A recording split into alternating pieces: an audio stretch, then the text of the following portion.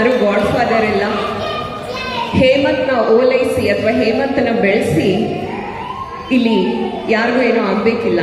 ಆದರೆ ಅವರಿಗಿರುವ ಅಪ್ಪಟ ಪ್ರತಿಭೆಯನ್ನೇ ಮಾನದಂಡವಾಗಿ ಇಟ್ಕೊಂಡು ನಡೀತಾ ಇರೋ ಈ ಕಾರ್ಯಕ್ರಮ ನಿಜಕ್ಕೂ ನಮ್ಮ ಕನ್ನಡ ಸಾಹಿತ್ಯ ಲೋಕ ಮುನ್ನಡೆಯಬೇಕಾದಂತಹ ಒಂದು ದಾರಿಗೆ ಮಾರ್ಗಸೂಚಿಯಾಗಿದೆ ಅಂತಲೇ ನಾನು ಭಾವಿಸ್ತೀನಿ.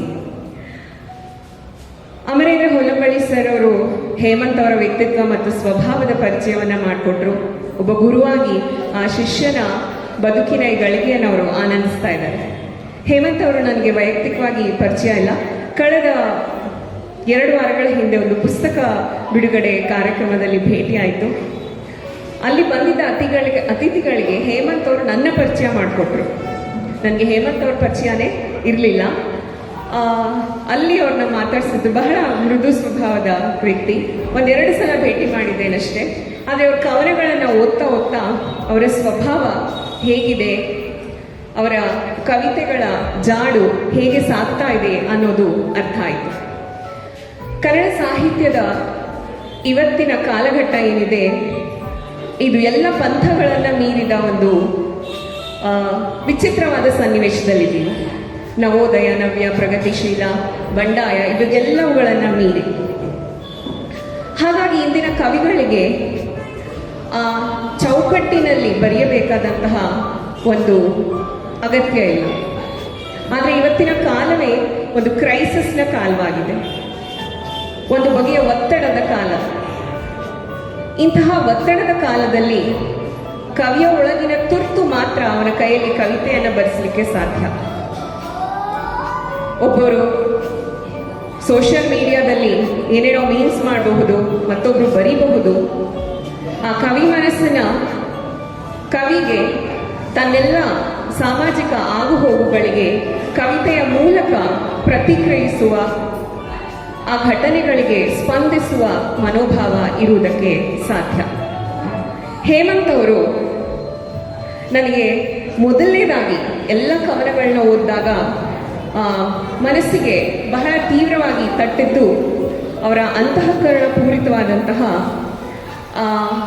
ನಾವು ತಾಯಿ ಹೃದಯ, ತಾಯಿ ಮನಸ್ಸು ಅಂತ ಹೇಳ್ತೇವೆ. ನಾನಿಲ್ಲಿ ನೋಡಿದೆ, ಮುನ್ನುಡಿಯಲ್ಲಿ ಬಂಚಗೆರೆ ಜಯಪ್ರಕಾಶ್ ಸರ್ ಅವರಾಗಲಿ ಅಥವಾ ಮತ್ತಾರೇ ಆ ಪದ್ಯದ ಬಗ್ಗೆ ಮಾತಾಡಿಲ್ಲ. ಆ ಪದ್ಯದ ಶೀರ್ಷಿಕೆ ನನಗೂ ಮೊಲೆಗಳ ಕೊಡು ದೇವರೇ. ಇಲ್ಲಿ ಗಂಡಾಗಿದ್ದೆಯೂ ಒಂದು ಹೆಣ್ಣಿನ ಮನಸ್ಸನ್ನ ಹೊಂದಿರೋದು ಸ್ತ್ರೀವಾದ ಬಹಳಷ್ಟು ಮುಂದುವರೆದಿದೆ.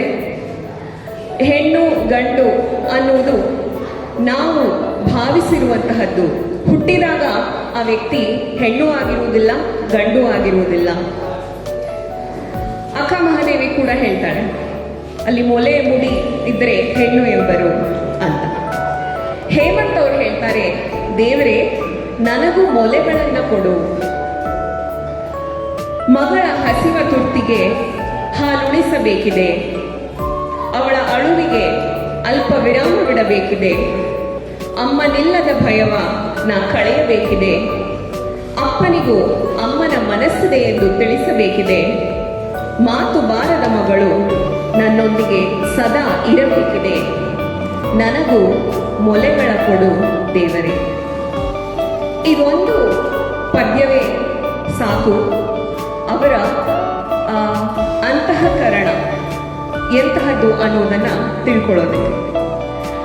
ಅದಲ್ಲದೆ ಮತ್ತೊಂದು ಪದ್ಯದ ಶೀರ್ಷಿಕೆ ಗರ್ಭಪಾತ ಅಂತ. ಈ ಸಾಲುಗಳನ್ನು ನೋಡ್ತಾ ಇರುವಾಗ ನನಗೆ ಅನಿಸುವುದು ಏನಂದ್ರೆ, ಗಂಡು ಹೆಣ್ಣು ಈ ಭಾವದ ಆಚೆಗೆ ನಿಂತು ಅವರ ಅಂತಃಕರಣ ಆ ಕಷ್ಟಗಳಿಗೆ ಮಿಡಿಯುವ ಮತ್ತೆ ಯೋಚಿಸುವುದನ್ನ ಅವರೀಗಾಗಲೇ ತಲುಪಿಟ್ಟಿದ್ದಾರೆ ಅಂತ. ನಾವು ಸ್ತ್ರೀವಾದ ಅಂದ್ರೇನು, ಫೆಮಿನಿಸಮ್ ಅಂದ್ರೇನು ಅದನ್ನೆಲ್ಲ ಓದಿ ನಾವಿನ್ನೂ ಕಲಿಸ್ಬೇಕಿದೆ ಅಂತ ಏನು ಹೋರಾಟ ಮಾಡ್ತಾ ಇದ್ದೇವೆ ಸ್ತ್ರೀವಾದಿಗಳು, ಆ ಹಂತವನ್ನ ಹೇಮಂತ್ ಅವರು ಅದ್ಯಾವುದರ ಓದು ಅಥವಾ ಅದನ್ನ ಯಾರು ಅವ್ರ ಮೇಲೆ ಹೇರಿಲ್ಲ. ಆದರೆ ಅಂತಹ ಮನಸ್ಥಿತಿಯನ್ನ ಹೇಮಂತ್ ಅವರು ತಲುಪಿದ್ದಾರೆ ಅನ್ನೋದನ್ನ ಈ ಕವನಗಳು ತೋರಿಸ್ತಾ ಇದೆ.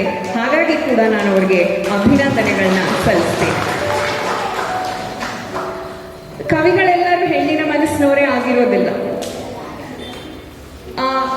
ಅವರ ಅಂತರಂಗ ಮೊದಲನೇದಾಗಿ ಅಮರೇಂದ್ರ ಸರ್ ಹೇಳಿದ್ರು, ಸಾಹಿತ್ಯದಲ್ಲಿ ಅಭಿವ್ಯಕ್ತಿಗೆ ಮೊದಲನೇದಾಗಿ ಎಲ್ಲರೂ ಆಯ್ಕೆ ಮಾಡ್ಕೊಳ್ಳೋದೇ ಕಾವ್ಯ ಪ್ರಕಾರವನ್ನ ಅಂತ.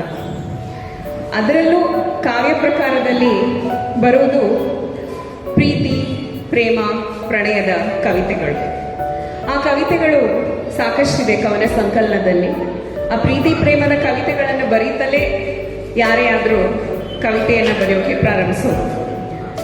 ಇನ್ನು ಹಳ್ಳಿಯಿಂದ ನಗರಕ್ಕೆ ಬಂದವರಾಗಿ ಅವರು ಗುರುತಿಸಿರುವಂತಹ ಸಣ್ಣ ಸಣ್ಣ ಸೂಕ್ಷ್ಮ ವಿಚಾರಗಳು, ಒಂದು ಬ್ರೀವರಿಯ ಹುಡುಗಿ ಎನ್ನುವಂತಹ ಭಾಗ 1 ಭಾಗ 2 ಅಂತ 2 ಪದ್ಯಗಳಿದೆ. ಸೊ ಒಂದು ಬಾರ್ನಲ್ಲಿ ಕೂತ್ಕೊಂಡಾಗ ಸರ್ವೆ ಮಾಡ್ತಾ ಇರುವಂತಹ ಆ ಹುಡುಗಿಯನ್ನ ನೋಡಿ ಕೂಡ ಅವರಲ್ಲಿ ಹುಟ್ಟಿರೋ ಒಂದು ಕವಿತೆ ಇದೆ. ತಾವು ಬೆಸ್ಕಾಂನಲ್ಲಿ ಕೆಲಸ ಮಾಡ್ತಾ ಇರೋರಾಗಿ ಒಂದು ಮಳೆ ಬಂದಾಗ ಮಳೆಯನ್ನ ನಾವು ಒಂದು ರೊಮ್ಯಾಂಟಿಸೈಸ್ ಮಾಡ್ತೀವಿ, ಮಳೆಯನ್ನ ಸಂಭ್ರಮಿಸ್ತೀವಿ. ಆದರೆ ಬೆಸ್ಕಾಂನಲ್ಲಿ ಕೆಲಸ ಮಾಡೋ ಒಬ್ಬ ವ್ಯಕ್ತಿಯಾಗಿ ಅವರ ಕಾಳಜಿ ಏನಿದೆ, ಅಯ್ಯೋ ಇಡೀ ಊರು ಮಳೆಗೆ ಸಂಭ್ರಮಿಸ್ತಾ ಇದ್ರೆ ನನ್ನ ಜನ, ನನ್ನ ಜೊತೆ ಕೆಲಸ ಮಾಡೋರು ಇಷ್ಟು ಹೊತ್ತಿನಲ್ಲಿ, ಸಂಕಟದ ಹೊತ್ತಿನಲ್ಲಿ ತಮ್ಮ ಪ್ರಾಣದ ಪರಿವೆಯನ್ನ ಬಿಟ್ಟು ಕೂಡ ಅವರು ಈ ಮಳೆಯಲ್ಲಿ ಹೋಗಿ ಕೆಲಸ ಮಾಡಬೇಕಾಗಿದೆ ಅಂತ ಯೋಚನೆ ಮಾಡ್ತಾರೆ. ಹೀಗೆ ಅವರು ಎಷ್ಟು ರಸಿಕರೋ ಅಷ್ಟೇ ಭಾವುಕರೋ, ಹಾಗೆ ನಮ್ಮ ಸಮಾಜದಲ್ಲಿ ಆಗ್ತಾ ಇರುವಂತಹ ಆಗುಹೋಗುಗಳಿಗೆ ಸ್ಪಂದಿಸುವಂತಹ ವ್ಯಕ್ತಿ ಕೂಡ.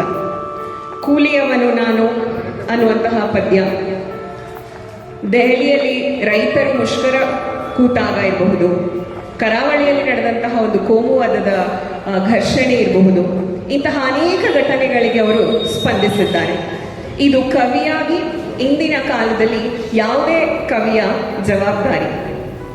ಕೇವಲ ನಾವು ಪ್ರೇಮ ಪದ್ಯದ ಕವಿತೆಗಳ ನಶೆಯಲ್ಲಿ ಮುಳುಗಿ ಹೋಗೋದ್ರಿಂದ ಏನನ್ನು ಮಾಡೋದಕ್ಕೆ ಸಾಧ್ಯವಾಗಲ್ಲ. ಹಾಗಾಗಿ ಈ ತನ್ನ ಸುತ್ತಲಿನ ಎಲ್ಲ ಹೋಗುಗಳಿಗೆ ಸ್ಪಂದಿಸುತ್ತಾ ಅದಕ್ಕೆ ಕಾವ್ಯದ ಅಭಿವ್ಯಕ್ತಿಯನ್ನ ಕೊಡುವಲ್ಲಿ ಹೇಮಂತ್ ಅವರು ಬಹಳಷ್ಟು ಸಫಲರಾಗಿದ್ದಾರೆ.